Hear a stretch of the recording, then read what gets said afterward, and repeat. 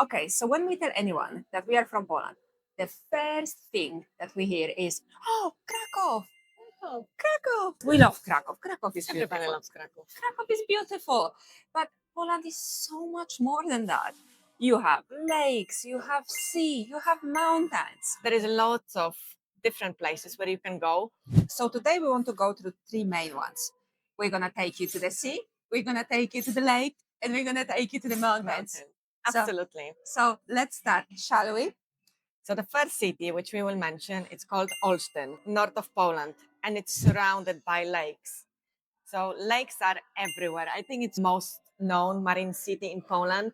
Yeah, it's beautiful. Because it's city and it's like surrounded by lakes. It has a Absolutely. nice, beautiful castle as well. It's like red brick architecture. So what makes it special? It's basically mix of nature and like nice old city vibes. Because usually when you go to like Lake District or anything, we have like a Polish version of Lake District as well, which is a bit further. Then you only have lakes, which is perfect because it's nature. That's what you want. But this is like all in one, which makes It's stunning. it, yeah. And if you want to exploring boating, kayaking, Yeah. yachts, or anything else, this is the right place to go. You can swim in the lakes. Yeah, in you can Poland. swim in the lakes. So if you want to have like a short break and enjoy the sun in the summer, you can take your picnic stuff, take your blanket and everything else, and you can really have a nice, lovely day. You can hire a boat if you want.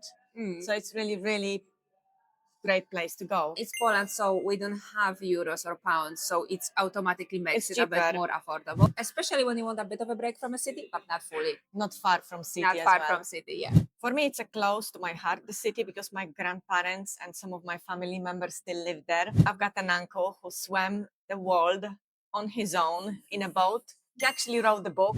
I think he did only one step, so he beat some records, and it was very big adventure. It was on television. The book is so exciting. It's written in such a funny language. Obviously, I think it's in Polish, but it's super exciting. So he was actually really proud when he finished his cruise around the world with all the adventures, which he went through, all the accidents, incidents, fights with the nature, which I is can imagine. seriously a part of weather, sea creatures. It's just incredible what he did. So I'm quite familiar. I've been many times in Olsztyn, and actually I can't wait to go there again. Okay, so that's all lakes and nature, but Poland also have a coastline. So next city that we want to talk about, I might be biased, but it's my personal favorite, not because I was born in there or something. It's Gdańsk. It is a coastal city. It's like 20 minutes to the nearest beach, and we have loads of them. Because it's a part of a Tricity. So we also have Sopot, which is more of like a party city when you have more like clubs and pubs. Either no, Gdańsk have them as well. But And Gdynia. and Gdynia. And accommodations are actually not that expensive as No, well no, in they're not. comparison. So you can really rent a really nice flat with a big balcony somewhere near seaside, which wasn't really expensive in comparison to the UK prices and maybe in some other European countries. So it's really, again, a recommended place to go. But I think it's also the accessibility, because I can wake up, like I can have a place rented in a city center, let's just say, because I like it. I can wake up, I can have a nice stroll by the Motlava River, which is Motlava is stunning. It's like nice chill vibe. It's a bit of like I would say it's like a Amsterdam a bit mixed with Scandinavia a little bit. It's like it's just so nice. And then if you're just done with it, you're like, oh, how about we're gonna go to the beach? And we can, because it's like a 20-minute drive. It doesn't have to be the whole mission. And yeah, like I said, I like it because it has this very medieval historical vibe, and World War II started there, so it has a lot of history in it. Even I think that makes it nice that it's not as much as all modern places are great. It's nice when you when you have a bit of like older style, and when you can sit on the streets and it's like nice and quiet and calm, and it's my personal favorite. Yes, and it's your home city. And it's my home So city. I'm planning actually go to Gdańsk this year to visit my auntie. So I've got some family living in Gdańsk as well. So again, we know it's worth to go. So it's not just from the theory, it's actually recommended Are you from gonna visit our own experience. Are you gonna visit my grandma? Maybe, yes. I'm gonna go and get some homemade jam, maybe. Who knows? Or homemade vodka, you never Homemade know. vodka. Who knows what will I scrounge up? So we have visited the lakes. We have visited the sea. What's left? Mountains. If we're talking about mountains, you know what?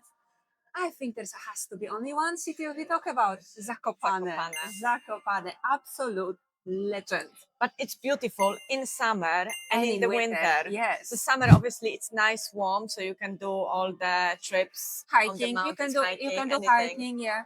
And you will enjoy the nice weather, warm weather, if you don't like the cold. But in the winter, you can actually do winter sports. You can do skiing, skateboarding, anything. Also in the winter, what's Zakopane known for? They have a lot of like thermal baths. Thermal baths, yes. I used to go to one of them. I'm not quite sure what, I don't remember exactly where it was, but it was one of those when you could have it was so magical because you swam in this thermal like a pool, and then you saw all of those mountains and everything covered in snow. So you're outside, but I don't know. I find it absolutely stunning. Yes, and it's very architectural city, so it keeps its character. So obviously you can get accommodation in those small, nice huts. So I would even dare to say Zakopane has a bit of like a Switzerland mountain Alps vibe. Just cheaper. Yeah, because you seriously can get such a lovely accommodations, and they would be like maybe like, I don't know, 50, 60 quid, not like 200, 300 per night.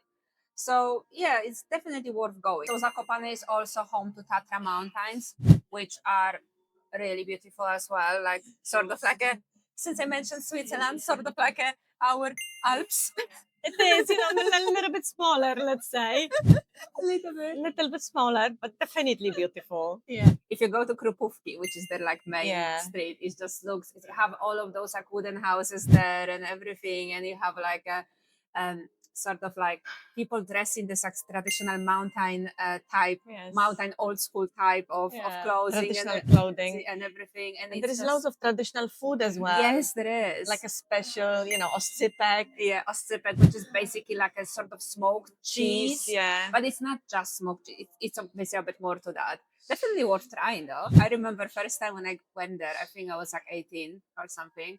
And I was very cold because obviously our winters are very cold. And I went and I said, "Oh, can I just have tea because I'm really cold?" And one of the people from behind the bar, they're like, "Tea? No, we don't do just tea. You need to drink tea with brandy. That's what's gonna make you warm. That's what we do here. Don't mess about with us." I'm like, oh, "Okay, no, but pour it in." Yeah, put it.